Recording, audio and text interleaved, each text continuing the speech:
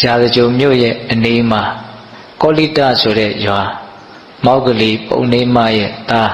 ဒါကြောင့်သူ့ကိုရှင်မဟာမောက္ကလန်လို့ခေါ်တာဘုရင်တို့ရှင်မဟာမောက္ကလန်ကိုရမြတ်ကြီးနဲ့ရှင်သာရိပုတ္တရာကိုရမြတ်ကြီးဟာယဟန်အတူတူပြုကြတာမြတ်စွာဘုရားတရားဟောပြတဲ့အခါမှာတပည့်ဖြစ်တဲ့ယဟန်250ကယဟန္တာဖြစ်ပြီးတော့နောက်ဆရာဖြစ်ကြတဲ့ဥပတိတနဲ့ကောလိတတို့ကယဟန္တာမဖြစ်ကြဘူးအဲ့ဒီမှာဦးဇင်းတို့ရှင်သာရိပုတ္တရာရဲ့အရင်ရှင်မဟာမောက္ကလန်ကယဟန္တာဖြစ်တယ်ယဟန်ပြုပြီး9ရက်မြောက်တဲ့နေ့မှာယဟန္တာဖြစ်တယ်တဲ့အဲ့ဒီ9ရက်မြောက်တဲ့နေ့မှာသူကဘယ်မှာရှိနေတော့ဆိုတော့ဦးဇင်းတို့နော်တုမာရဂီရမြို့ဘေတကာရတောအုပ်မှာအမိပြုတ်ပြီးတော့နေတာရှင်မဟာမောက္ကလန်ကိုရမြတ်ကြီးအကြောင်းအရာတွေကိုဦးဇင်းတို့ကြည့်တဲ့အခါမှာအဲ့ဒီတုမာရဂီရမြို့နော်ဘေတကာရတောအုပ်ကိုအမိပြုတ်ပြီးတော့နေတဲ့နော်အချိန်တွေတော်တော်များတာကိုတွေ့ရတယ်အဲ့ဒီနားမှာနေတာတော်တော်များများတွေ့ရတယ်သုတ်တန်တော်တော်များများရဲ့နေတန်းကိုကြည်လိုက်ရင်အဲ့ဒါကိုတွေ့ရတယ်အခုလည်းပဲအဲ့ဒီနားမှာပဲသူတရင်သုံးပြီးတော့နေတာအဲ့ဒါ9ရက်တိုင်တရားဘာဝနာလုပ်ကိုနော်ဈဉ္ဉံကြွပြီးတော့ပဲပြင်းပြင်းထန်ထန်သူအားထုတ်တယ်ဒါကြောင့်9ရက်မြောက်တဲ့နေ့မှာသူတော်တော်ကြီးပင်ပန်းနွမ်းနေပြီးတော့တစ်ပင်တစ်ပင်ရဲ့အောက်မှာဘာလုပ်နေတော့ဆိုတော့ငိုင်းနေတယ်တဲ့ပင်ပန်းလွန်းလို့ဟုတ်လားအဲ့ဒီငိုင်းနေတာကိုမြတ်စွာဘုရားရှင်ကိုရမြတ်ကြီးကသိတော်မူတယ်ကိုယ်တော်လက်ကိုဆန့်လိုက်တဲ့ကဲ့သို့ဆန့်တော်လက်ကိုကိုယ်လိုက်တဲ့ကဲ့သို့နော်အလွန်လျင်မြန်တဲ့နော်အချိန်တွင်းမှာပဲရှင်မမောက္ကလန်ကိုရမြတ်ကြီးရဲ့ရှေးမောက်ကိုမြတ်စွာဘုရားလျှောက်သွားတယ်လျှောက်သွားပြီးတော့ရှင်မမောက္ကလန်ငိုက်မြီးနေတာကိုသိတဲ့အတွက်ကြောင့်မြတ်စွာဘုရားကထိနမိတ်တနော်အငိုက်မြီးပျောက်ကြောင်းတရား9ပါးအဲ့ဒီမှာဟောတယ်ဟုတ်လားတရားဘာဝနာလို့အထုတ်ကြတဲ့ပုဂ္ဂိုလ်တွေနော်တကယ်ဆွဲနဲ့တပည့်နဲ့ဆွဲမြဲမြဲအထုတ်ကြမဲ့ပုဂ္ဂိုလ်တွေဒီထိနမိတ်တနှိမ့်ဆက်တာကိုခံရလို့ငိုက်မြီးမှုများလာတဲ့အခါမျိုးမှာဒီမြတ်စွာဘုရားရဲ့အဆုံးအမတော်တွေကအများကြီးအသုံးတည့်နိုင်တယ်ပေါ့အဲ့ဒါမြတ်စွာဘုရားကနော်ထိနမိတ်တပေရှားဖို့အတွက်နော်ငိုက်မြီးတာတွေကိုပျောက်ဖို့အတွက်နော်နီလန်း9ရက်အဲ့ဒီမှာပေးတယ်နံပါတ်1နီလန်းကဘာလဲဆိုတော့စိတ္တမောက္ကလန်တဲ့သင်ငိုက်မြီးနေတယ်ဆိုလို့ရှိရင်ဘာကိုအမှတ်ပြုပြီးတော့ငိုက်မြီးနေတယ်လဲဘာတွေကိုတွေးပြီးတော့ဘယ်လိုတင်ညာကတင့်ရဲ့ငိုက်မြီးမှုကိုဖြစ်စေတာလဲအဲ့ဒီတင်ညာကိုနှလုံးမသွင်းနဲ့တဲ့နားလည်မလားမသိဘူးနော်ဘာတွေကိုတွေးပြီးတော့ငိုက်နေတာတော့ဟုတ်လားဟုတ်အဲ့ဒီချိန်မှာကိုငိုက်နေတဲ့ချိန်မှာကိုယ့်ရဲ့အမှတ်တင်ညာကဘာတွေရှိနေတော့ဘာတွေကိုအမှတ်ရနေတော့ဟုတ်လားဟုတ်အဲ့ဒီအမှတ်တင်ညာကိုဘာလဲတော့နှလုံးမသွင်းနဲ့တဲ့ဆိုလိုတာကဥစဉ်နားလေတယ်လို့ပြောရရင်တော့အာယုံပြောင်းလိုက်နော်ကိုစိတ်ဝင်စားပွဲကောင်းတဲ့အာယုံတစ်ခုကိုစိတ်ဝင်စားပွဲကောင်းတဲ့အာယုံဆိုတာလည်းပဲမြင့်မြတ်တဲ့အာယုံတော့လည်းဖြစ်ဖို့လိုမယ်ပေါ့နော်အဲ့လိုမျိုးထိနမိတ်တာဖြစ်เสียတင်ညာကိုဘာလို့အောင်တော့ဖြောက်ပလိုက်လို့အဲ့လိုမြတ်စွာဘုရားကနေပေးတယ်ဒါနံပါတ်1နီလန်းပေါ့အဲ့လိုဖြောက်ပြလိုက်လို့မှမရဘူးငိုက်မြီးနေတော့မယ်ဆိုလို့ရှိရင်ဘာလို့ရမလို့ကိုနာယူထားတဲ့ကိုသင်ကြားထားတဲ့မြတ်စွာဘုရားဟောခဲ့တဲ့ဒီဒေသနာတွေကိုစဉ်းစားလိုက်ပါဆင်ញင်လိုက်ပါတဲ့ဒါကလည်းပဲနာယူဘူးမှတ်သားဘူးမှစဉ်းစားလို့ဆင်ញင်လို့ရမှာနော်ဟုတ်လားအဲ့လိုစဉ်းစားဆင်ញင်ပြီးတော့အဲ့ဒါကိုသုံးသပ်ပါတဲ့အဖမှန်တတ်ဒါပါလေစာကိုသုံးသပ်ရမယ်ဆင်ញင်ရမယ်ပြီးလို့ရှိရင်အဲ့ဒီစာထဲမှာပါတဲ့အတိုင်းရှုပါတဲ့ဒါနံပါတ်1နီလန်းအငိုက်မြီးပြောက်ကြောင်းပဲအဲ့လိုစဉ်ပိဋကပေါင်းသူတော်ကောင်းတို့ကမြတ်စွာဘုရားဟောခဲ့တဲ့ကိုကဘယ်လိုဒေသနာလေးတွေကိုကြိုက်လဲအဲ့ဒီကြိုက်တဲ့ဒေသနာလေးတွေကိုအစအဆုံးလုံးစီပတ်စီ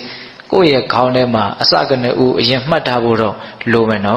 ်ဒါမှငိုက်ချင်လေးပေါက်လာတဲ့ခါမှာငါအဲ့ဒီတုတ်တန်လေးငါအဲ့ဒီတရားလေးကိုအစအဆုံးပြန်ပြီးတော့စဉ်းကျင်ကြည့်စမ်းမယ်ဟောစဉ်းကျင်ကြည့်မယ်ဆိုရင်ဘာဖြစ်နိုင်တော့အငိုက်ပြီးပြောင်းနိုင်တယ်အစတည်းကစပြီးတော့အစအဆုံးမှတ်ထားတာဘာမှမရှိဘူးဆိုရင်ဘာစဉ်းကျင်မလို့ဘာမှစဉ်းကျင်စရာမရှိဘူးဟုတ်တယ်မဟုတ်လားဒါကြောင့်တရားနာတယ်ဆိုရင်အစတည်းကစပြီးတော့တပုဂ္ဂိုလ်ကိုနားလေတယ်ဆိုရင်ဘာလို့ဖို့လို့တော့မှတ်ထားဖို့လိုတယ်နော်ဟုတ်လား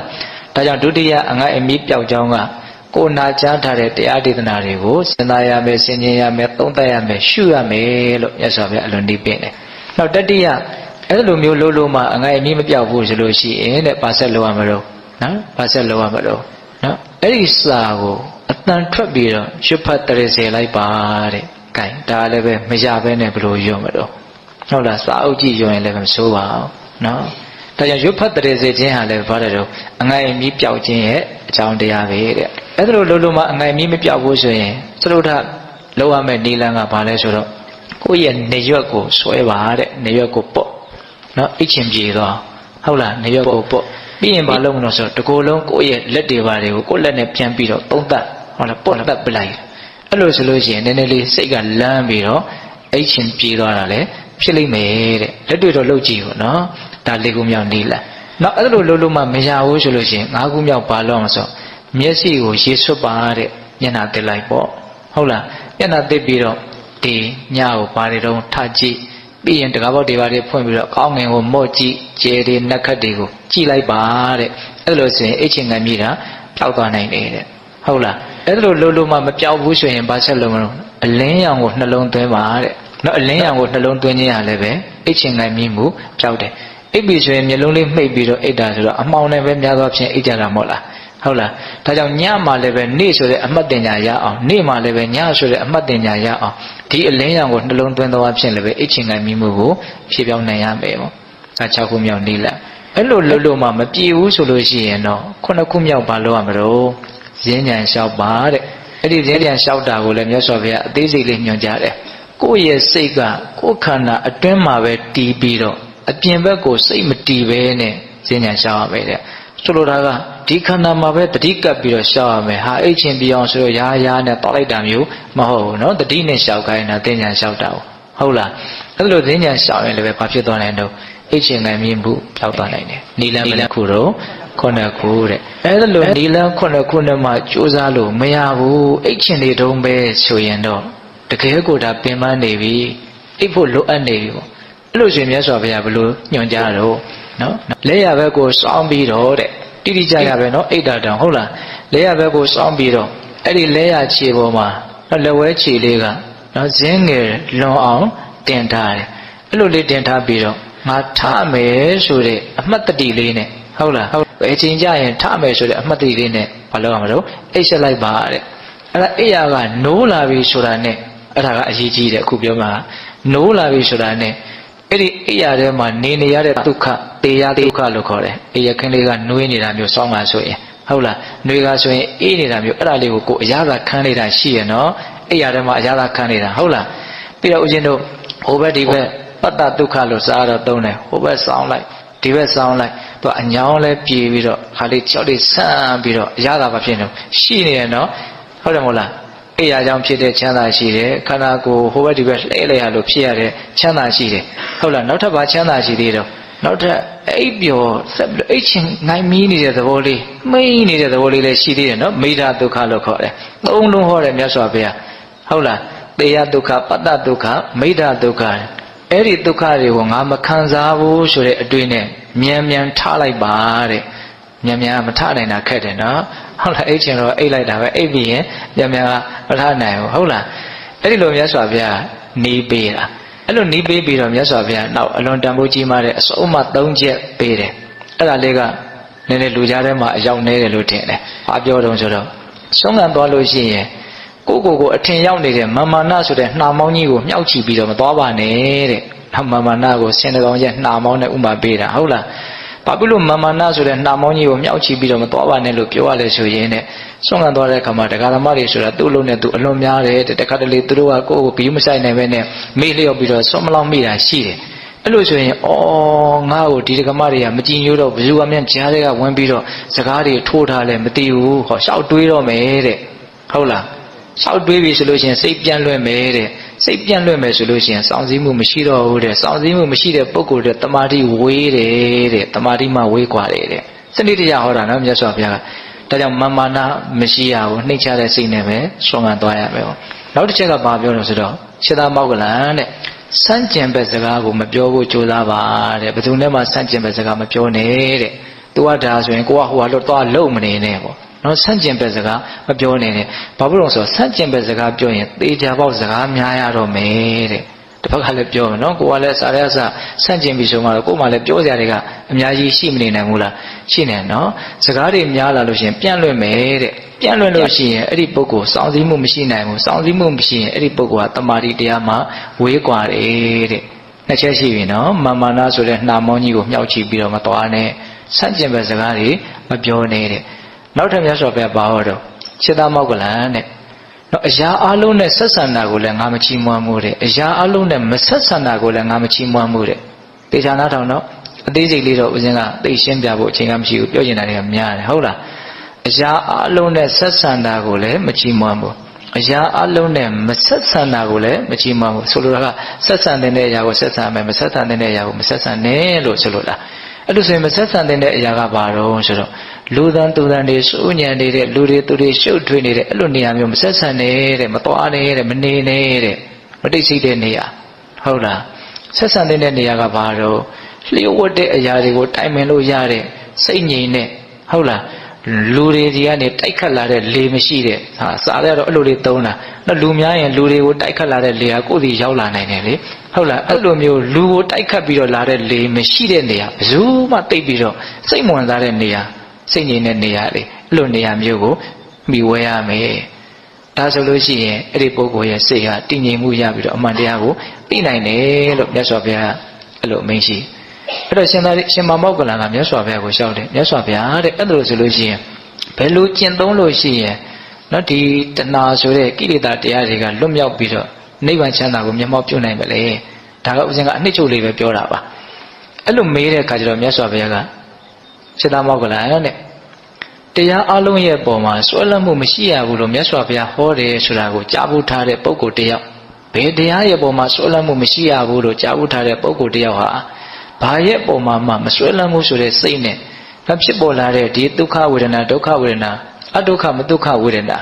ဒီဝေဒနာတွေဖြစ်တိုင်းဖြစ်တိုင်းဒါတွေဟာမတည်မြဲတဲ့သဘာဝတွေပဲအနိစ္စလို့မြင်အောင်ရှုရမယ်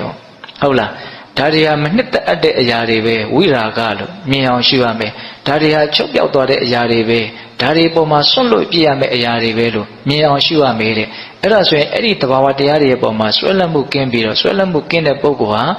လွတ်မြောက်မှုဆိုတဲ့ချမ်းသာကိုရမယ်လို့အတူချုပ်ကလေးဒါဥစဉ်ကပြောပြတာပါဟုတ်လားအဲ့ဒါမြတ်စွာဘုရားဟောတာတော့ပို့ပြီးတော့တတ်တဲ့ကြည်ကြည်ပြန့်ပြန့်ဟောတာတယ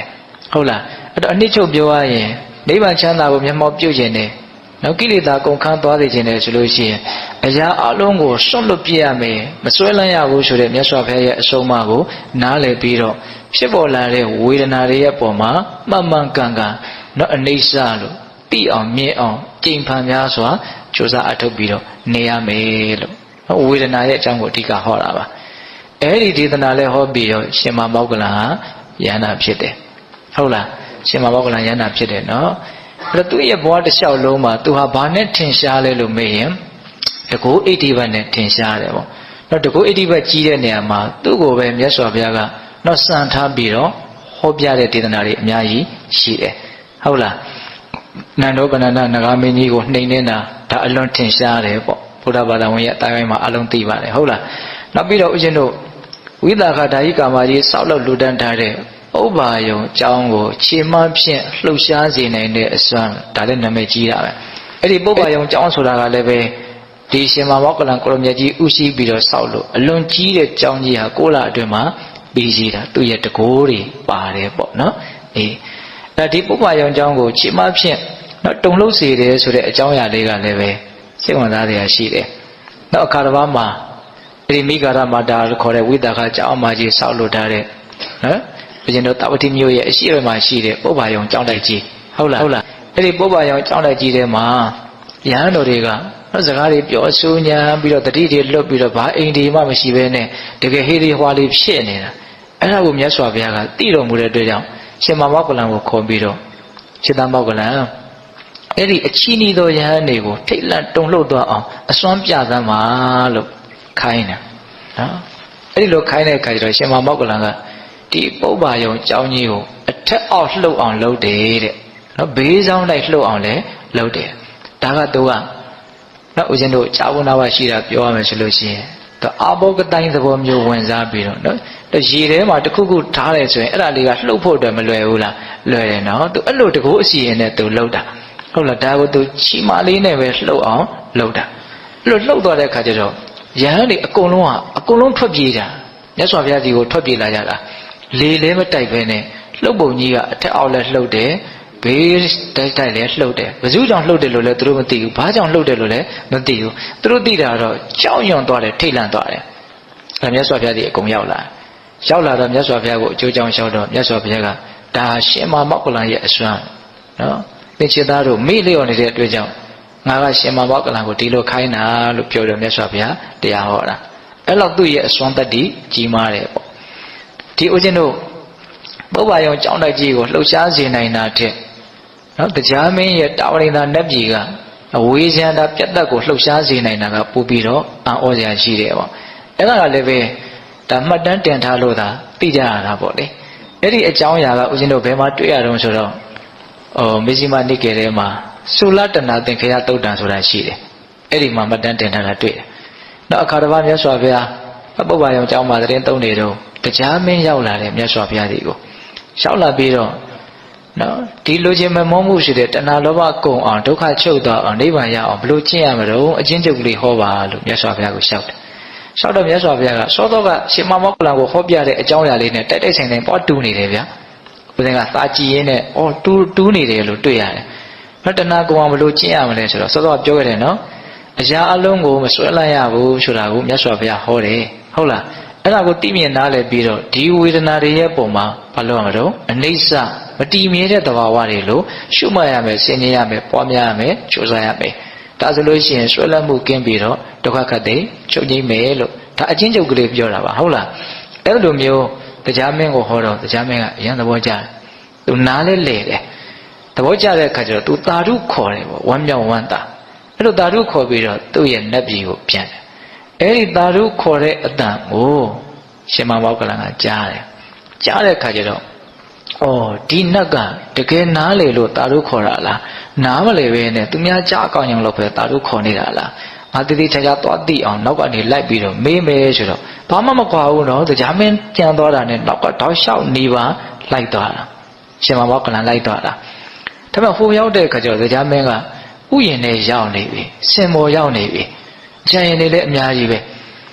အဲ့ဒါရှင်မောက္ကလံကြွလာတယ်ဆိုတော့သိတာပေါ့နော်သူသတင်းသုံးပေါ်လို့တောင်သုံးတာနော်ဒီရဟန်းတွေကိုတရားမင်းကဟုတ်လားသိတော့ဟာအရှင်ဘုရားကြွလာတယ်နော်အကြာကြီးနေမှတပည့်တော်နေရာကိုကြွလာတယ်ကြွပါဘုရားဆိုပြီးတော့နောက်ခရီးဥကြိုပြုတယ်စင်မော်ကဆင်းပြီးတော့အဲ့ဒီမှာရှင်မောက္ကလံကဘာမှမပြောဘူးစောတော်တော်ကဟာကိုပဲတတ်မိတာစောတော်တော်ကတင်တာတို့ခေါ်တဲ့ကိုကြားရတယ်ပေါ့နော်မြတ်စွာဘုရားကတင့်ကိုဘလို့တရားမျိုးမြတ်ဟောလိုက်တယ်ငါတို့ကိုလည်းပဲအညီအမျှသိအောင်လုပ်ပါငါလည်းသိချင်ပါတယ်ပေါ့တကယ်သိချင်တာနော်သူကအဲ့လိုပြောတဲ့အခါကျတော့တရားမင်းရဲ့ခေါင်းထဲမှာစောတော်ကတင်နားထားခဲ့တဲ့တရားကမရှိတော့ဘူးလို့ပြောရရှိတယ်ပြည့်ပြတ်သွားဟုတ်လားသူကောင်းထဲမှာဘာမှမရှိတော့ဘာလို့လဲဆိုတော့သူ့မှာအာယုန်နေများနေတယ်ပေါ့အဲ့တော့တရားမင်းကသူမမှတ်မိတာကိုမမှတ်မိဘူးလို့တော့သူမပြောဘူးဘာပြောတော့ဆိုတော့အရှင်ဘုရားတဲ့တပည့်တော်ကအလုတ်ကိစ္စတွေအလွန်များတယ်ပေါ့တပည့်တော်အတွက်များတာမဟုတ်ပါဘူးတဲ့ဒီတာဝရိန္ဒာနတ်တွေအတွက်လုံနေရတာအလွန်များတယ်တဲ့ဒါဓမ္မတို့ဦးဇင်းတို့လူတွေမသိနိုင်တဲ့နတ်တွေရဲ့ကိစ္စပေါ့နော်အဲ့ဒီမှာဆက်ပြီးတော့သူကစိတ်ပြေလက်ပြောက်ဆိုကြပါစို့လေဘာလို့တော့ဆိုတော့အရှင်ဘုရားတဲ့ရှေးတုန်းကဖြစ်ခဲ့ဘူးတဲ့တပည့်တော်တို့တာဝရိန္ဒာနတ်တွေနဲ့အတူရာနတ်တွေနဲ့စစ်ပွဲကြီးအကြီးကျယ်ဖြစ်တာအဲ့လိုဖြစ်တဲ့အခါမှာတာဝရိန္ဒာနတ်တွေကစစ်အောင်နိုင်ခဲ့ကြတယ်အဲ့လိုစစ်အောင်နိုင်ခဲ့ကြတဲ့အခါမှာစစ်အောင်နိုင်တဲ့အထိတ်အမှတ်နေနဲ့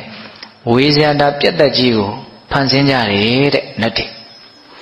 အဲ့ဒီဝေဇန္တာပြတ်သက်ကြီးဟာ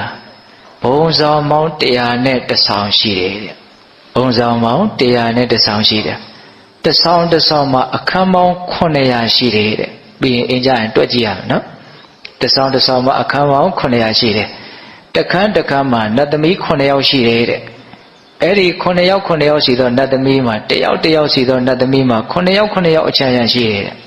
နော်တခန်းမှာနတ်သမီး9ယောက်ရှိတယ်အဲ့ဒီ9ယောက်သောနတ်သမီးဟာတယောက်စီမှာ9ယောက်စီထပ်ပြီးတော့နတ်သမီးရှိတယ်အဲ့ဦးဇင်းကဏ္ဍပေါင်းစက်နဲ့ပေါင်းကြည့်တယ်3 သန်းကျော်လောက်ရှိတယ်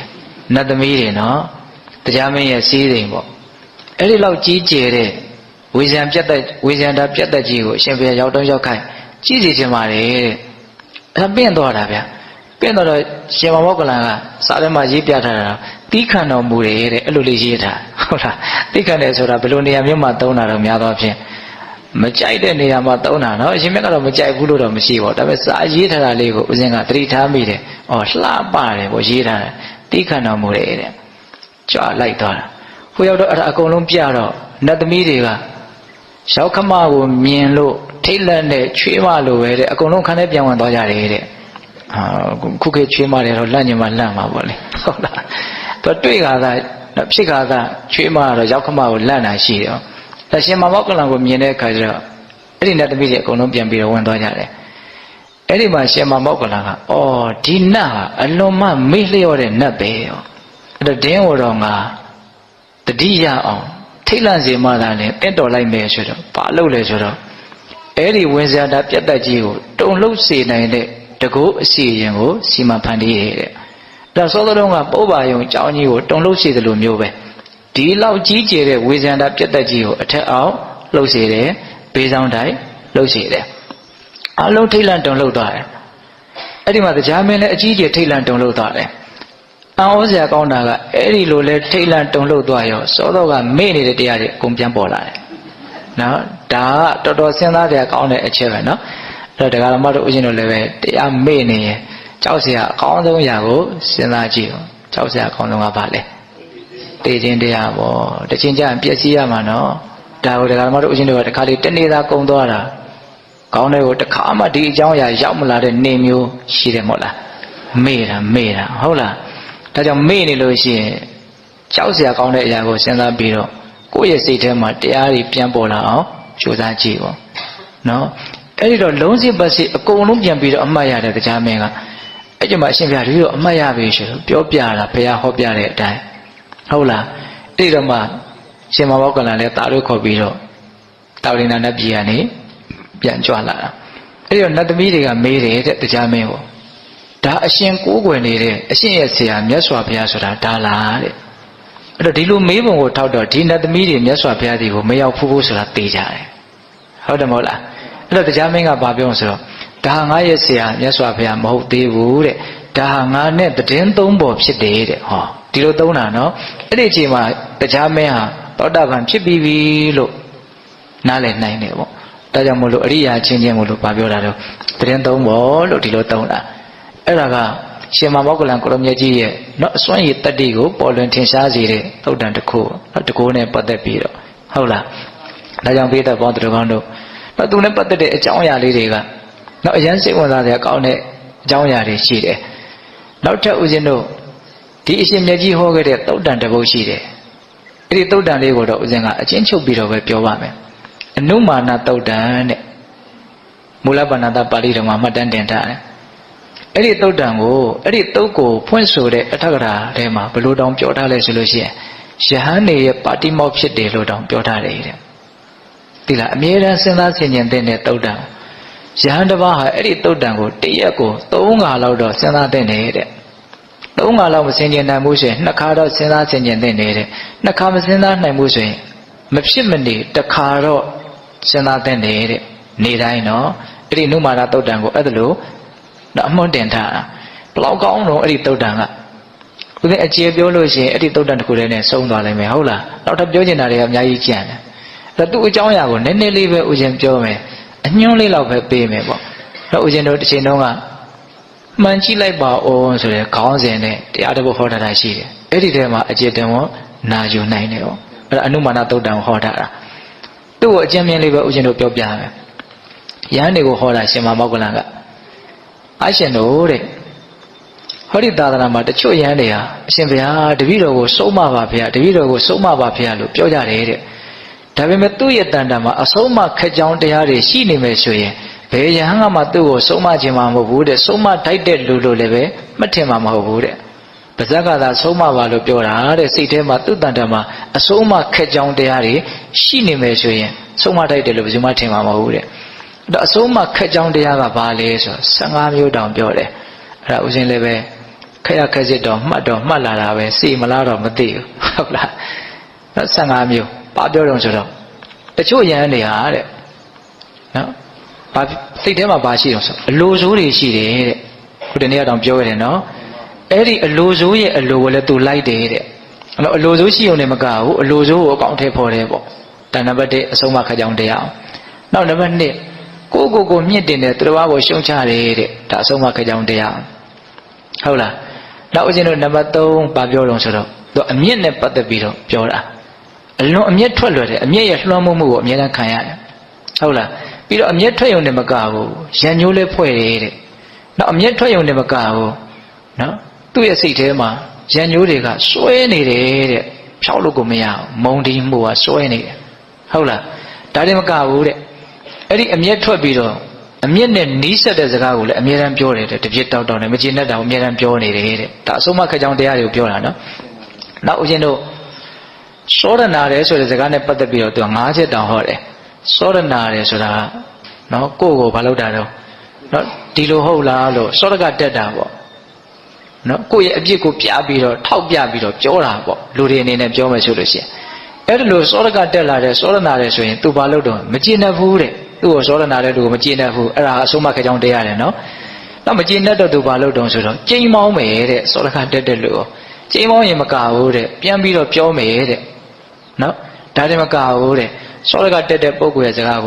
ကားတွေကိုရှောက်လွှဲပြီးတော့ပြောနေတာဟိုကစစ်ဆေးတယ်ပြောတယ်ဆိုရင်အပြစ်ထောက်ပြန်ဆိုအတိတ်ပဲမရှိစကားတွေကိုရှောက်လွှဲနေတာလူလောကကြီးမှာဒါမျိုးတွေမရှိဘူးလားရှိတယ်နော်ဒီကပြောနေတာတကယ်သူရှောက်ပြီးတော့ဖုံးကွယ်ဖိပြီးတော့ရှောက်လွှဲနေတာစကားတွေကိုဟုတ်လားနောက်စောတကတက်လာပြီဆိုလို့ရှိရင်ဖြစ်ရဖြစ်ကြောင်းအထုပ်ပတ္တိကိုကုံစင်အောင်တဘာဝကြောင်သူမဖြည့်ရှင်းနိုင်ဘူးတဲ့အဆုံးမခက်ကြောင်းတရားတွေနော်7မျိုးရှိသွားပြီနောက်4မျိုးကျန်နေတယ်နော်အဲ့ဒါကဘာလဲဆိုတော့ဦးဇင်းတို့အဲ့ဒီပုဂ္ဂိုလ်ဟာမက္ခပလာတမက္ခဆိုတာသူများရဲ့ဂုဏ်ကျေးဇူးကိုဖြစ်စေတာသူများကောင်းတာကိုအတိမမပြုနိုင်ဘူးနော်သူများကောင်းတာကိုအတိမမပြုနိုင်ပလာတဆိုတာဂုဏ်ပြိုင်တာဟောသူတို့မှအဲ့လိုမဟုတ်ပါဘူးတို့လည်းဒီလိုပါဆိုတာမျိုးပေါ့ဟုတ်လားနော်မက္ခပလာတတဲ့နောက်အိတ်တာမစ္စရိယတဲ့ဒါကတော့ယဉ်နေပါတယ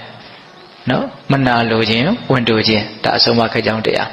းနောက်ဓမ္မအတိမာနဓမ္မဆိုတာခက်ထန်တာနော်အတိမာနဆိုတာအလွန်မြင့်မောက်မာနကြီးတာဟုတ်လားဒါပါလေအဆုံးမခက်ကြောင်းတရာ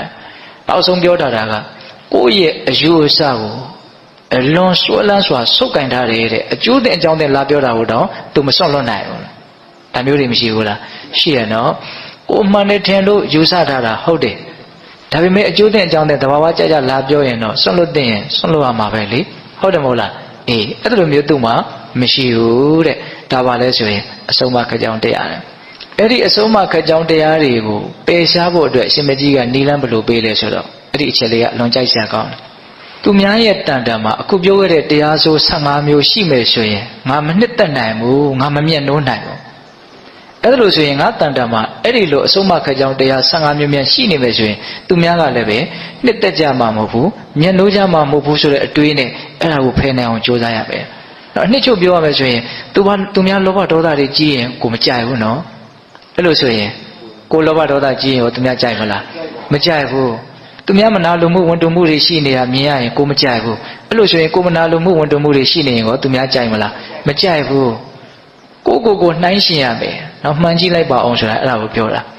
ာနော်သူများအဲ့ဒါမျိုးဖြစ်နေရင်ကိုမကြိုက်ဘူးဆိုရင်ကိုအဲ့ဒါမျိုးဖြစ်နေတယ်သူများကြိုက်မှာမဟုတ်ဘူးလို့နားလည်ဖို့လိုတယ်ပေါ့လူတွေဆိုတာကသူတော်ရဲ့လေးစားမှုတန်ဖိုးထားမှုမျက်နှာမှုကိုရကျင်ကြတာပဲဟုတ်လားရကျင်တယ်ဆိုရင်ရစရာရှိမှရမှာဟုတ်လားရစရာမရှိဘူးအခုလိုဆိုရတဲ့တရားတွေရှိနေတယ်ဆိုရင်လေးစားမှုမျက်နှာမှုကိုရနိုင်မလားမရနိုင်ဘူးကိုအားသူများကိုပေးနိုင်မလားအဲ့ဒါမျိုးတွေရှိနေမပေးနိုင်ဘူးဒါကိုစဉ်းစားရမယ်လို့ပြောတာနောက်တစ်ဆင့်ထပ်ပြီးတော့ဟောပြန်တယ်အဲ့ဒီတရားဆို15မျိုးကိုပယ်ရှားဖို့အတွက်ကိုစစ်ဆေးရမယ်ငါမှဒီတရားတွေရှိသလားဒီမကောင်းတဲ့တရားတွေရှိနေတယ်ဆိုရင်ပယ်ရှားဖို့ကြိုးစားရမယ်တဲ့ဥပမာနော်လှကျင်ပကျင်တဲ့အရွယ်လေးမှန်ကြည့်ကြပြီဆိုရင်မျက်နှာပေါ်မှာတကယ်လို့မျက်အညစ်အကြေးရှိမယ်ဆိုရင်အဲ့ဒါကိုဖယ်ရှားသုတ်တင်ပြစ်တယ်လို့မျိုးပဲတဲ့ဒါလေးကိုကြည့်ပြီးတော့ဦးဇင်ကအဲ့ဒီတရားကိုမှန်ကြည့်လိုက်ပါအောင်လို့ခေါင်းစဉ်ပေးတာဟုတ်လားကို့မှာအဲ့ဒီမကောင်းတဲ့စိတ်တဘာဝတွေရှိတယ်ဆိုရင်ဖယ်ရှားဖို့ကြိုးစားရမယ်မှန်ကြည့်တဲ့လူဟာမျက်နှာပေါ်မှာအညစ်အကြေးတွေ့ရင်ဖယ်ရှားတယ်လို့မျိုးတကယ်လို့အဲ့ဒီစိတ်အညစ်အကြေးတွေအဲ့ဒါတွေမရှိဘူးဆိုရင်တော့ဝမ်းမြောက်ဝမ်းသာကုသိုလ်တရားတွေမှာတည်ပြီးတော့စတဲ့တဘုတ်ကောင်းအောင်ကြိုးစားပါလို့အဲ့လိုမထေရမြတ်ကြီးကဟောခဲ့တာအဲ့ဒါကိုဘာခေါ်တော့အနုမာနသုတ်တံတဲ့နောက်ယဟန်တို့ရဲ့ပါတိမောက်လို့တော့ပြောတဲ့သုတ်တံတဘုတ်ပေါ့ဟုတ်လားဒါကြောင့်ဆုံးမပါလို့ပြောတိုင်းလည်းပဲအဆုံးမခက်ကြောင်းတရားတွေရှိနေရင်ဘယ်သူမှဆုံးမခြင်းစိတ်ရှိမှာမဟုတ်ဘူး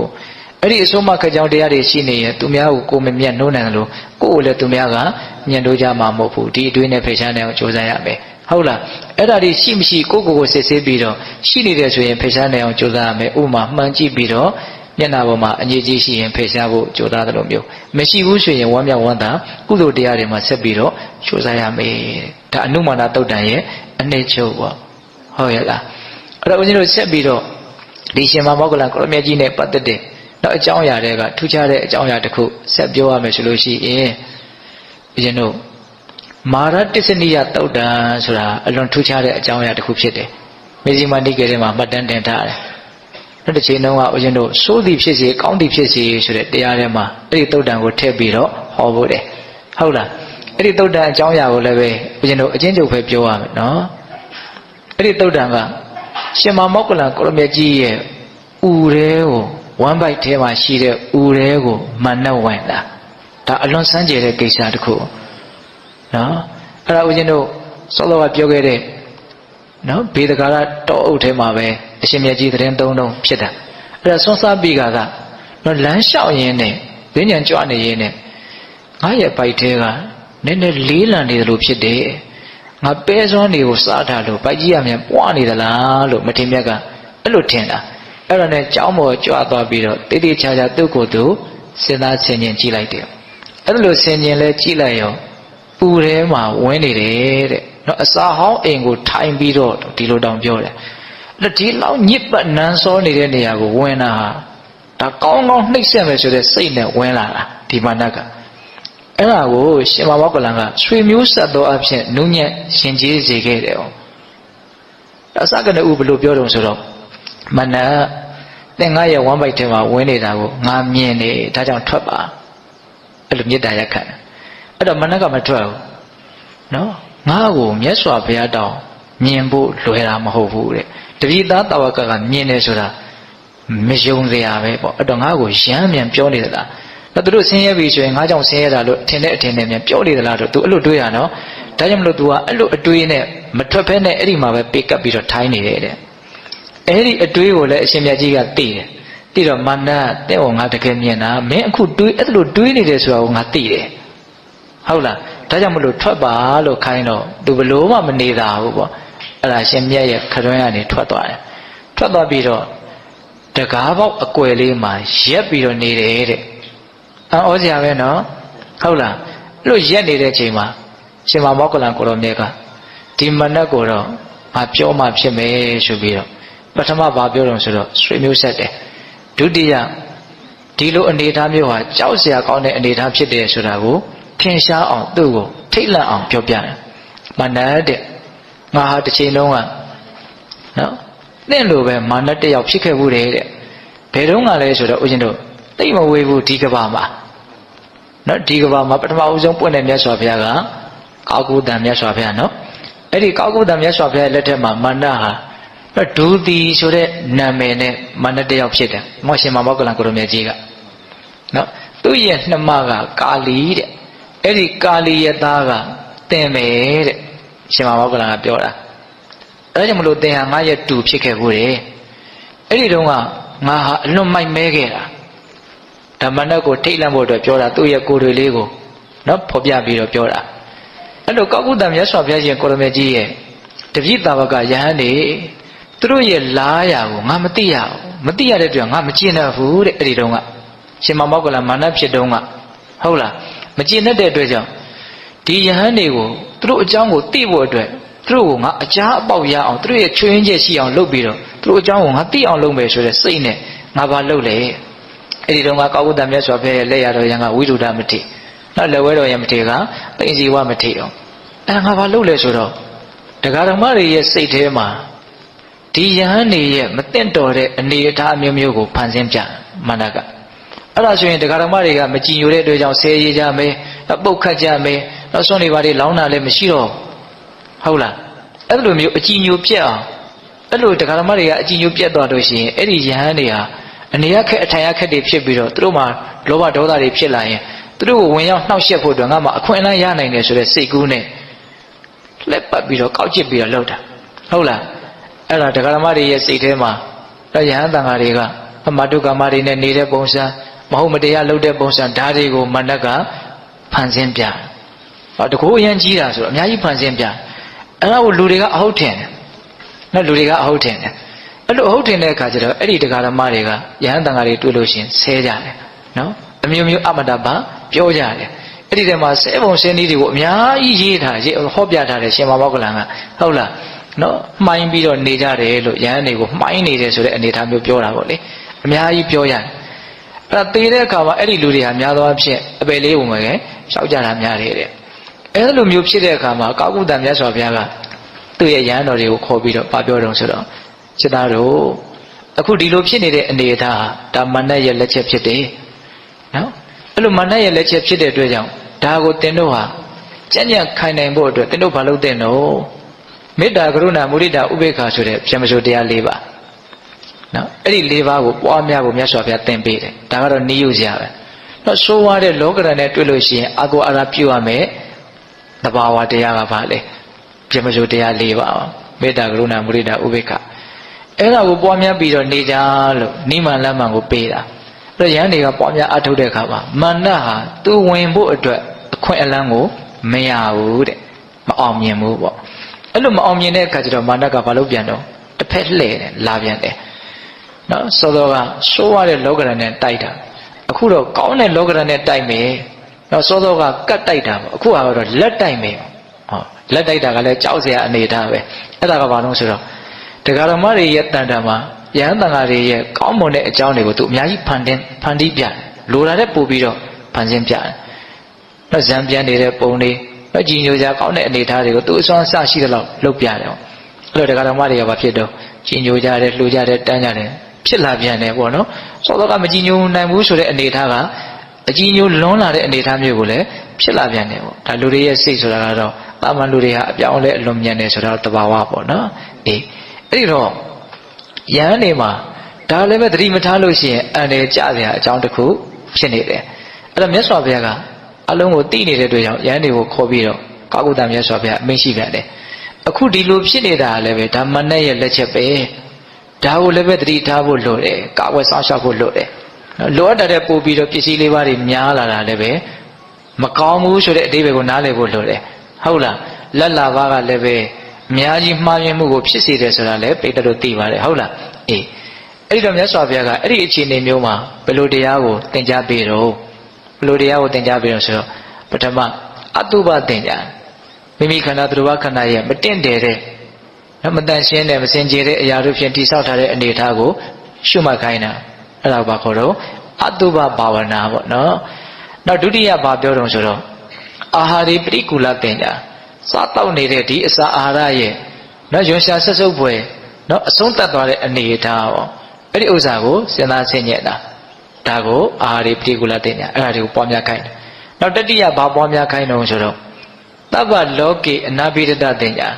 းအလုံးစုံသောလောကကြီးဟာပျော်မွေ့စရာမရှိဘူးဆိုတဲ့အမြင်ကိုရအောင်ကြိုးစားပြီးတော့အဲ့ဒီသင်ကြားကိုပွားများခိုင်းတာနောက်၄ခုမြောက်ကဘာလဲဆိုတော့သဗ္ဗသင်္ခါရေတုအနိစ္စနုပတိနောအလုံးစုံသောသင်္ခါရတရားတွေရဲ့ပုံမှာမတည်မြဲမှုကိုအဖန်မှရှုမှတ်ခြင်းနဲ့ဘယ်နှမျိုးတော့၄မျိုးပဲသောတော့က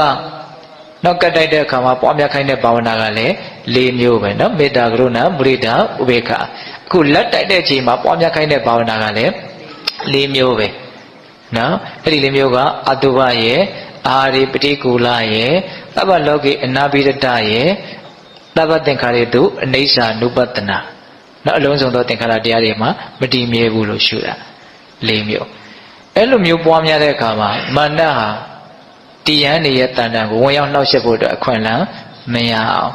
မရတဲ့အခါကျတော့ तू နီးမျိုးစုံနဲ့သုံးတာမအောင်မြင်ဘူးပေါ့နော်မအောင်မြင်တဲ့အခါကျတော့ तू ဘာလုပ်တော့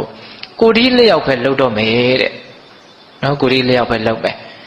ဒါကောကုတ္တမြတ်စွာဘုရားကရှင်ဝိတုဒ္ဓမထေရလက်ရတော့ရရှင်သာရိပုတ္တရာလိုမျိုးပေါ့နော်အဲ့ဒါကိုနောက်ပါခေါ်ပြီးတော့စွန့်ခံကြွရဟန်းတန်ခါပေါင်းများစွာလဲခြံရံထားတယ်အဲ့ဒီဝိတုဒ္ဓမထေရကိုဒုတိမနတ်ရှင်မောက္ကလလောင်းတော့အဲ့ဒါကလေးတယောက်ရဲ့တန်တန်ကိုဝင်းပူးပြီးတော့အနားမှာရှိတဲ့ကြောက်ခဲနဲ့ခေါင်းကိုဖြစ်ပေါက်တယ်ခေါင်းကိုထုတယ်တခါတည်းသွေးတွေဖြာကြတယ်အဲ့အရှင်မြတ်ကလှဲ့တော်မကြည့်ဘူးနော်ဒါပေမဲ့လို့မြတ်စွာဘုရားကတော့လှဲ့ကြည့်တယ်လှဲ့ကြည့်တော့ဘလို့လှဲ့ကြည့်ရတာတုံးဆိုတော့ဆင်ပြောင်ကြီးများလှဲ့ကြည့်တယ်လို့ကြည့်ရတယ်တဲ့နော်အကျိုးတော်တွေကဂွင်းဆက်ဆိုတော့နော်တရားဓမ္မတို့ဦးဇင်းတို့ကြည့်တယ်လို့မျိုးစောင်းငယ်ကြည့်လို့မရဘူးနောက်လှဲ့ခြင်းတကူလုံးလှဲ့ရတယ်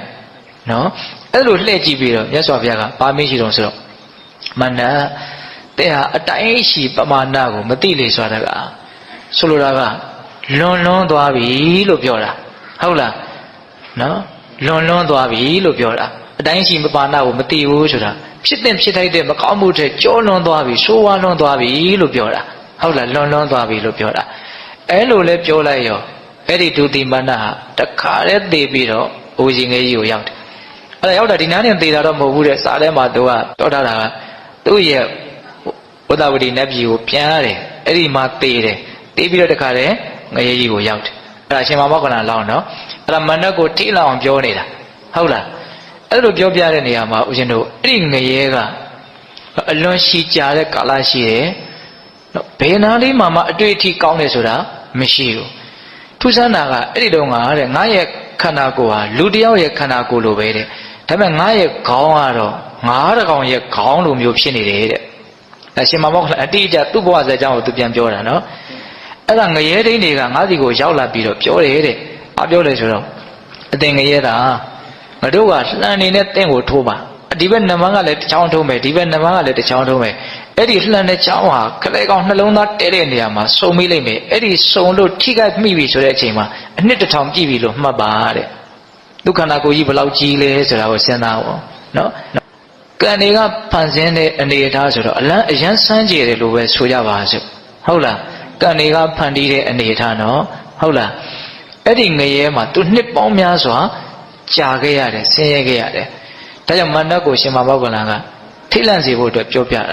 ာအခုလည်းပဲသင်ဟာမြတ်စွာဘုရားနဲ့မြတ်စွာဘုရားရဲ့တပိတာဝကကိုဆင်းရဲအောင်သင်လုပ်နေတာဒါဟာသင်အတွက်ဆင်းရဲဒုက္ခမရောက်ဘူးလို့မြန်သင်ထင်နေသလားတဲ့သင်အတွက်အလွန်ကြာမြင့်စွာသောကာလပတ်လုံးဒုက္ခတွေ့ဖို့အတွက်အကြောင်းအရာကိုသင်လုပ်နေတာအဲ့ဒီမှာသူ့ရဲ့အစွမ်းတွေကိုပြောပြီးတော့ထိတ်လန့်အောင်ပြောတာနော်သူကဘလို့စွမ်းနေဒီလိုစွမ်းတဲ့တာဝကတပါးကိုသင်ဒီလိုနှိပ်စက်တာသင်အတွက်ဆင်းရဲဒုက္ခမရောက်ဘူးလို့မြန်သင်ထင်နေသလားအများကြီးပြောတာဟုတ်လားအဲ့လိုပြောတော့မှ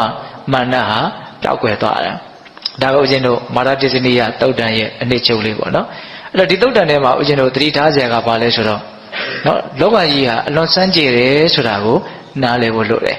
နော်မြင်သမျှကြားသမျှကိုလုံးဝပုံပြီးတော့မယုံလိုက်မိဖို့လည်းလိုတယ်နော်ဒီကကြီးမှာပို့ပြီးတော့လိုတယ်လို့တောင်ဦးဇင်းကထင်တယ်နော်ဒါကတော့မာနကလှည့်စားတာကိုမသိလို့သူတို့ယုံကြတာပေါ့နော်အခုလည်းပဲတရားဓမ္မတို့ဦးဇင်းတို့လူတွေဆိုတာကအလေးအညာအကောက်အကျစ်တွေကအလွန်များတယ်ခံမရခက်တယ်ဘာကြောင့်ပြောနေတယ်ဘာကြောင့်လုပ်နေတယ်ဆိုတာသိဖို့သိပြီးတော့မလွယ်ဘူးဟုတ်ရဲ့လားဒါကြောင့်ဦးဇင်းတို့ပေးတဲ့ဘောင်းတော်ကောင်းတို့တချို့ကိစ္စတွေကကိုညံမမိနိုင်တော့အောင်နဲ့နေတာမဟုတ်ခြေပြန့်တာလို့ဦးဇင်းကပြောရင်ခြေတာနော်အကြောင်းတရားတွေများတာပေါ့နော်ဘလို့ကိုမသိနိုင်ဘူးတချို့ဟာတွေကဟုတ်လားဒါကြောင့်မို့လို့အပြစ်ရှိမဲ့အရာမျိုးတွေဆိုရင်အများကြီးသတိထားပြီးတော့တော့ပြောကြဆိုကြလှုပ်ကြကန့်ကြဖို့မလိုဘူးလားလိုတယ်နော်အလုံးကယုံလို့မရဟုတ်လားဒါပေမဲ့ယုံလို့မရဘူးဆိုတာကတော့ယုံမိရင်တော့ဒါကိုယုံလို့မရဘူးလို့သူစဉ်းစားမှာမဟုတ်ဘူးယုံမိဆိုတဲ့ကိုကလည်းပဲ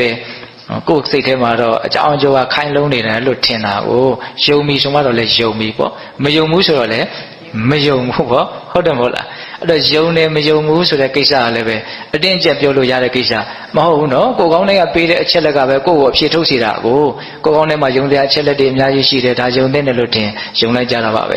မယုံတယ်ဘူးလို့ထင်ရင်မယုံကြဘူးပေါ့နော်အေးအဲ့တော့ဘာပဲပြောနော်အဖြေဟာတစ်ချိန်ချင်းကြတော့လည်းပဲပေါ်လာတာပါပဲဟုတ်လားအခုလည်းပဲဥရှင်တို့ဒီတုတ်တန်ကိုနားထောင်ရတဲ့အခါမှာအဲ့ဒီအကြောင်းအရာတွေကိုစဉ်းစားမိဖို့လိုတယ်နောက်တစ်ခုကဘာလဲကတ်တိုက်လာတဲ့အခါမှာပြမစိုးတရားတွေကိုမမေ့ဖို့လက်တိုက်လာတဲ့အခါမှာအနိစ္စဆိုတာကိုမမေ့ဘူးဒါကတော့အလွန်တန်ဖိုးဖြတ်လို့မရတဲ့အလွန်ဖိုးတန်တဲ့အဆုံးအမတစ်ခုလို့ဦးဇင်းဆိုခြင်းတယ်ဟုတ်လားဘဝမှာကတ်တိုက်တဲ့အခါရှိလိမ့်မယ်လက်တိုက်တဲ့အခါလည်းရှိလိမ့်မယ်ဘယ်လိုတုံ့ပြန်မလဲဆိုတာကနော်အလွန်ရေးပါတဲ့မေခွန်းတစ်ခုလို့မဆိုနိုင်ဘူးလားဆိုနိုင်တယ်ဒါမာရတေဇနိယတုတ်တံဒါကြောင့်ဦးဇင်းတို့အရှင်မြတ်ကြီးနဲ့ပတ်သက်ပြီးတော့ဖြစ်ခဲ့တဲ့အနေအထားလေးတွေပြောခဲ့တဲ့တရားစကားတွေတွေ့ကြုံခဲ့ရတဲ့အခြေအနေလေးတွေကိုဒါအချင်းချင်းလေးပြောပြတာဆက်ပြီးတော့ပြောချင်တာကဘာတော့ဆိုတော့ရှင်မောက္ခလန်ကိုရမြတ်ကြီးပြိဋိဘံဆန်တဲ့အခန်းဟုတ်လားဒီပြိဋိဘံဆန်တဲ့အခန်းကတော့အားလုံးကြာဘူးနာဝရှိကြပြီလားအသေးလေးပြောစရာ မလို့ဟုတ်တယ်မဟုတ်လားဘာလို့ပြိဋိဘံဆံရတာတော့ခိုးသားတွေကရိုက်တတ်လို့ပြိဋိဘံဆံရတယ်ဟုတ်လားဘာလို့ခိုးသားတွေကရိုက်တတ်ရတာတော့လို့မေးတော့တိဋ္ဌိတွေကနော်ဒီရှင်မမောက္ကလန်ကြောင့်သူတို့လက်လာပါလျှော့သွားတယ်လို့ထင်လို့ရှင်မမောက္ကလန်ကနတ်ပြည်ကိုသွားတယ်ငရဲပြည်ကိုသွားတယ်လက်တွေ့အတွေ့အကြုံတွေကိုပြောပြတယ်အဲ့တော့လူတွေရဲ့ပုံမှာသူဟာများစွာဆွဲဆောင်မှုရှိတယ်သူ့ကြောင့်ငါတို့ပို့ပြီးတော့အထိနာတယ်လို့သူတို့ယူဆလို့ဟုတ်လားအဲ့ဒါကြောင့်မလို့တမနာဂௌတဆိုတဲ့ခိုးသားကြီးအမှုပြုတဲ့ခိုးသား900ကိုငွေပေးပြီးတော့တတ်ခိုင်းတာဟုတ်လားအဲ့တော့ဦးဇင်းတို့ပြောစရာဒီမှာအနှစ်သာရကဘာလဲဆိုတော့ကံစွမ်းကိုဇန်စွမ်းကမနိုင်ဘူးဆိုတာလေးကိုပြောရင်တာတော့တကူဘလောက်ပဲကြီးကြီးအဲ့ဒီကြီးမားလာတယ်ဆိုတဲ့တကူဟာကံစွမ်းကိုမမီဘူးဆိုတာလေးကိုနားလည်စေချင်တယ်ဟုတ်လားနော်အဲ့ဒီခိုးသားကြီးကဒီရှင်မမောက္ကလန်ကြောက်ပြာကြီးပေါ်မှာနှင်းမုံနေကြတဲ့မှာထိုင်နေတယ်ဆိုတာသိတယ်နော်သိတဲ့ခါကျတော့အလုံးဝိုင်းပြီးတော့မလုပ်တော့ဖမ်းတာပထမတည့်ရက်ဖမ်းလို့ရလားမရဘူးဇံပိန်ရင်နဲ့ပြန်ထွက်သွားတယ်လွတ်သွားတယ်ဒုတိယရက်လာပြီးတော့ဝိုင်းမြန်တယ်လွတ်သွားပြန်တယ်တတိယရက်စတုထရက်ပြင်စမရက်ဆဋ္ဌမရက်6ရက်ထိဘာဖြစ်တော့လွတ်တယ်နော်ရှောင်လို့ရတယ်9ရက်မြောက်လဲရောက်တဲ့အခါကျတော့အရှင်မြတ်ရဲ့ဒီဇံအပိန်ရဲ့အစွမ်းတွေဟာအားနေသွားတယ်တဲ့မြန်လို့မရတော့ဘာလို့အားနေသွားတော့ဆိုတော့အကုသိုလ်ကံဝင်ပြီးတော့နှိမ့်ဆက်မမြင်ရဘဲနဲ့ကြောက်စရာကောင်းတဲ့အကြောင်းတရားတွေနော်ဒါကြောင့်မလို့ကိုယ့်ရဲ့ကာယကံဝစီကံမနောကံတွေကိုအများကြီးစီစစ်ဖို့လိုတယ်ဘာမှအရေးမပါတာတွေနဲ့ကိုမထိခိုက်စေတဲ့မို့ဟုတ်လားဆရာတော်ဥယာဇမစိုးရင်ဆရာတော်ကြီးပြောတာရှိတယ်ငါလူမုန်းမှမကြောက်ဘူးကံမုန်းမှပဲကြောက်တယ်လို့ပြောတယ်ဒါအများကြီးစဉ်းစားစရာရှိရနော်လူမုန်းလို့မစင်ရဘူးဟုတ်လားလူမုန်းလို့ဆင်းရဲတာကကိုယ်နှလုံးသွင်းမတက်လို့ဆင်းရဲတာမုန်းပေါ့မုန်းတာလားထိတာလည်းမဟုတ်ဒါပေမဲ့မုန်းတာမခံနိုင်မှုဆိုတော့လည်းဆင်းရဲမယ်ပေါ့ဟုတ်လားဒါပေမဲ့ကံမုန်းပြီဆိုရင်တော့မလွယ်ဘူးနော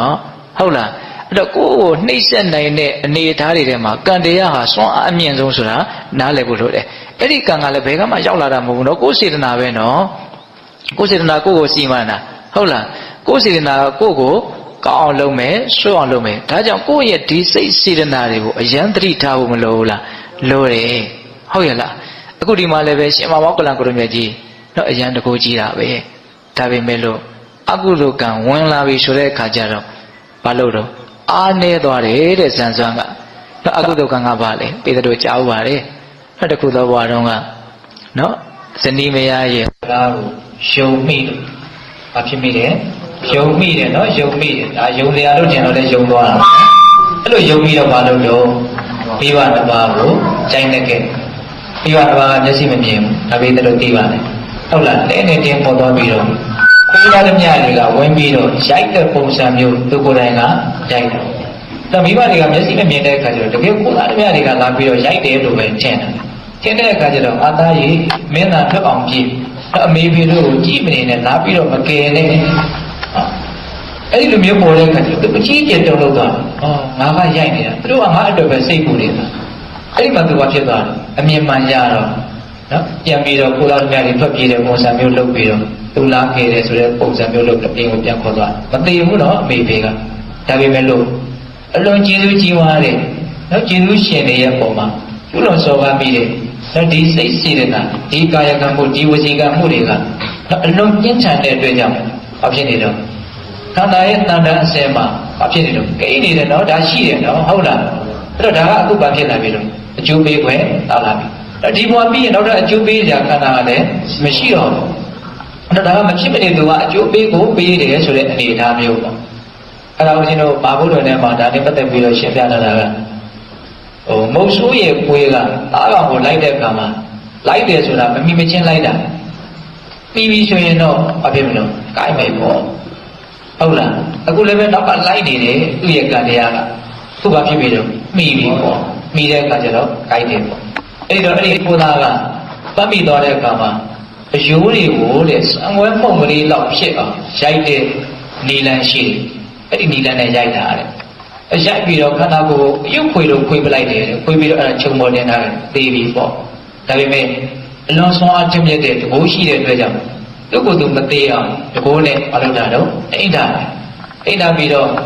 ့တန်မြတ်စွာဘုရားဒီကိုတကိုးနဲ့ပဲသူကြွသွားပြီးတော့မြတ်စွာဘုရားရဲ့ဓမ္မပရိနိဗ္ဗာန်စံဖို့ဖွင့်တောင်းပြီးတော့အဲ့ဒီမှာမြတ်စွာဘုရားကအဲ့လိုတာဝကရဖို့ မလွယ်ဘူးဒါနောက်ဆုံးအချိန်တကူပြပြီးတော့တရားဟောခဲ့အောင်ဆိုလို့အဲ့မှာတကူတွေပြတယ်တရားတွေလည်းဟောတာပဲပြီးတော့မှအဲ့ဒီကြောက်ပြမှာပြန်ပြီးတော့ပြိဋိဘံဆန်းရအဲ့ဒီမှာထူးခြားတာလေးတစ်ခုကရှင်သာရိပုတ္တရာကိုရမကြီးပြိဋိဘံဆန်းတာကဘယ်သွားပြိဋိဘံဆန်းတာနာလကရောမှာပြိဋိဘံဆန်းတာမြတ်စွာဘုရားနဲ့အဝေးကြီးဟုတ်လားခုမြတ်စွာဘုရားအနီးနားမှာပြိဋိဘံဆန်းရှင်မဘောကလာမြတ်စွာဘုရားနဲ့တိတ်ပြီးတော့မဝေးဘူးအဲ့ဒါကြောင့်မို့လို့ဒီမြတ်စွာဘုရားကိုယ်တိုင်ယဟန်တန်ခါပေါင်းများစွာချမ်းရံပြီးတော့အရှင်သာရိရှင်မဘောကလာကိုရမကြီးရဲ့ဒီရုပ်ကလတ်တော်ကိုမိတဲ့ကြိုးတော့အဲ့ဒီပွဲမှာနတ်တွေကတိပုံတွေပုံထားတာ99လောက်တော့မြင့်တယ်လို့ဆိုရဲတဲ့နတ်တွေကလာပြီးတော့ပူဇော်ကြတယ်အဲ့ဒါနောက်တော့တိတော့လူတွေရောယဟန်တွေရောအဲ့ဒီလူတွေရဲ့ကြားထဲမှာနတ်တွေကိုလူတွေကလည်းမြင်ရတယ်လို့ဆိုအလွန်ကြီးကျယ်တဲ့သာပနာဘွယ်ဖြစ်တယ်လို့ဆိုရဲတဲ့ရှင်မဘောကလာကိုရမကြီးရဲ့နောက်ဆုံးချိန်ပေါ့နော်အဲ့ဒါကိုအကြောင်းပြုပြီးတော့ဇတ်တော်တဘုတော်ဟောတာရှိတယ်အရှင်သာရိပုတ္တရာကတော့မြတ်စွာဘုရားနဲ့ဝေးရမှာတိတ်နေပါဆန်းရလို့မြတ်စွာဘုရားရဲ့အချီးမြှောက်မှုကိုမခံရဘူးပြိဋိဘံဆန်းတဲ့ချိန်မှာရှင်မောဂလကိုရမကြီးကတော့မြတ်စွာဘုရားနာမှာပြိဋိဘံဆန်းတဲ့အတွက်ကြောင့်မြတ်စွာဘုရားရဲ့ချီးမြှောက်မှုကိုခံရတယ်ဆိုတာနဲ့ပတ်သက်ပြီးတော့ဇတ်တော်တဘုခေါ်တာလည်းရှိတယ်ဟုတ်လားအဲ့တော့ပြောချင်တာကဘုရင်တို့ဒီရှင်မောဂလပြိဋိဘံဆန်းတဲ့မှာအဓိကအမှတ်သားထားကြရတာပါလေတကူအစွမ်းနဲ့ကံစွမ်းကပို့ပြီးတော့ချက်မြစ်တယ်ဆိုတာလေးကိုသဘောပေါက်ဖို့ဟုတ်လားဒါကြောင့်ကိုယ့်ရဲ့စိတ်စေတနာတွေကိုတတိထားဖို့မလိုဘူးလားပြောတယ်နော်အေးအဲ့ဒီစိတ်စေတနာကိုပဲဘာလို့ခေါ်လို့ကံလို့ခေါ်တယ်ဟုတ်လားဒါကြောင့်အဲ့ဒီကံတရားကိုဒါမှမဟုတ်ရှင်တို့တွေကယုံကျင်တဲ့ကံတရားတွေမဖြစ်အောင်မြင့်မြတ်တဲ့ကံတရားတွေဖြစ်အောင်ကြိုးစားအထောက်နိုင်ကြမှတ်တာနဲ့ဘလုံးအားကြီးတဲ့စွမ်းကိုပို့ရမယ်ကံစွမ်းနော်အကောင်းတဲ့နေရာမှာကံစွမ်းအားကြီးတယ်လို့ကောင်းတဲ့နေရာမှာအားမကြီးပေဘူးလားအားကြီးမယ်နော်ဒါကြောင့်ကံစွမ်းတော့အားကြီးတဲ့အားဆိုတာလောကမှာမရှိဘူးလို့ဘုရင်တို့ခန့်ငယ်ကလောကနေဒီထဲမှာသင်ရဖို့လေဟုတ်လားအားရကအားထဲမှာကမ္မပလကံရဲ့စွမ်းအားအကြီးဆုံးပဲလို့ပြောတယ်မမြင်ရဘဲနဲ့အားကြီးတာနော်ဟုတ်လားဒါကြောင့်လူချင်းမတူဘူးဟောလူချင်းတူတယ်ကံချင်းမတူဘူးဆိုတဲ့အနေအထားလေးတွေကိုကြည်ကြည်ပြတ်ပြတ်စဉ်းစားပြီးတော့ကိုယ့်ကိုစီမံမဲ့ကိုယ့်ရဲ့စေတနာဆိုတဲ့ကံကိုသတိထားပြီးတော့နော်ကောင်းအောင်ကြိုးစားကြဖို့မလိုလားလိုတယ်ဒါကတော့ပြိဋိဘံဆန်းနဲ့ပတ်သက်တဲ့နော်အောက်ထုတ်ချက်ကလေးကိုပြောပြတယ်ဟုတ်လားအဲ့တော့ဦးဇင်းတို့ဒီကနေ့ညရှင်မောဂလကိုရမကြီးရဲ့အကြောင်းအရာအရှင်မြတ်ကြီးယဟန္တာဖြစ်ဖို့မြတ်စွာဘုရားဟောကြားတဲ့ဒေသနာအရှင်မြတ်ကြီးရဲ့တဘောဇာအရှင်မြတ်ကြီးဟောခဲ့တဲ့တရားဒေသနာတွေကအလွန်တင်ရှားကြော်ကြတဲ့အနုမာနသုတ်တံအဲ့ဒါကိုလည်းပြောတယ်နော်အကျဉ်းချုပ်ဟုတ်လားပြီးတော့ရှင်မောဂလကိုရမကြီးရဲ့နော်အလွန်ထူးခြားတဲ့ဝမ်းပိုက်တွင်ကိုရှင်မန္တဝင်ပြီးတော့နှောက်ယှက်တာကိုခံရတဲ့အကြောင်းအရာနဲ့ပတ်သက်ပြီးတော့တစ်ချိန်လုံးကဖြစ်ခဲ့တဲ့သူ့အနေထားတွေကလည်းတမန်ရတဲ့မကောင်းဘူးလားကြားရနော်တသင်္ချီနဲ့ကဘာတသိန်းပါရမီဖြည့်ခဲ့တယ်နော်ကဘာတသိန်းဆိုတာဘာမှပြောပါလောက်ဘူးတသင်္ချီဆိုတာကအရင်များကဘာပေါင်းတသင်္ချီနဲ့တသိန်းနော်အလောက်ပါရမီဖြည့်ခဲ့တဲ့ပုဂ္ဂိုလ်တရားဒီနောက်ဆုံးကဘာမှာသူအဲ့လောက်မှားသွားတာနော်ဟုတ်တယ်မဟုတ်လားလူဒီမာနဖြစ်ပြီးတော့မှားတာဘယ်ချိန်တော့ဒီနောက်ဆုံးကဘာမှာနော်သူပြိဋိဘံဆန်းသူယဟန္တာဖြစ်မဲ့အထုထိပ်ရောက်မဲ့ကဘာရောက်နေပြီနော်ဘုရားကပါဏိဖြည့်ခဲ့တဲ့ကာလတွေဘယ်လောက်ကြာလဲအများကြီးကြာခဲ့ပြီအဲ့ဒီလောက်ဖြည့်တော့မှနော်မှားနိုင်တဲ့အနေအထားတွေကရှိနေတယ်ဆိုတာကိုလည်းပဲသတိထားဖို့မလိုဘူးလားလိုတယ်ဟုတ်ရလားအေးဒါလေးတွေကအခုကြားခဲ့ရတဲ့ဘုရင်တို့ပြောနေတဲ့ဒီအကြောင်းအရာလေးတွေကသတိထားပြီးတော့စင်ကြင်တရားနှလုံးသွင်းတရားသတိထားကြရလေးတွေကိုဒါဥစဉ်ကကောင်းလို့ချက်ချပြီးတော့ပြောတာပါဟုတ်လားဒါကြောင့်ပေးတဲ့ပေါင်းတော်တို့ဒီကနေ့ညရှင်မောဂလကိုရမကြီးရဲ့အကြောင်းအရာနဲ့ပတ်သက်ပြီးတော့ဒါတော်တော်လေးစုံအောင်တော့ဥစဉ်ကပြောလိုက်တယ်လို့ထင်ပါတယ်နော်ဒါကြောင့်အစားရရအမီးရပြက်နေတာဆိုပြောရတာအရင်ကြီးအရှင်မပြေပြီမလို့လည်းပဲပြောချင်တာလေးတွေကတော့နော်စုထားတာလေးတွေကတော့ကိုယ်အောင်ပြောလိုက်ပါတယ်နော်ဒါကြောင့်ပေးတဲ့ပေါင်းတော်တို့ဒီတခုကဲ့သို့ရှင်မောဂလကိုရမကြီးရဲ့အကြောင်းအရာကိုနာယူကြည်ညိုကြရတဲ့ကုသိုလ်ရှိဒီကနေ့ပြုထားတဲ့ဒါနသီလသမာဓိပညာကုသိုလ်ကောင်းမှုဤကုသိုလ်ကောင်းမှုအစွတ်တို့ရဲ့စွမ်းတတ်တရားဘုရားတပည့်တော်တို့ဒီမဉ္ဇဉ်ပူညံမျက်နှိပ်ပါမှုသင်မြန်ထုတ်ချောင်းမျက်မှောက်ပြုရစေကုန်တော်ဟုပတ္တနာအောင်စုပြုကြကုန်ရာတည်း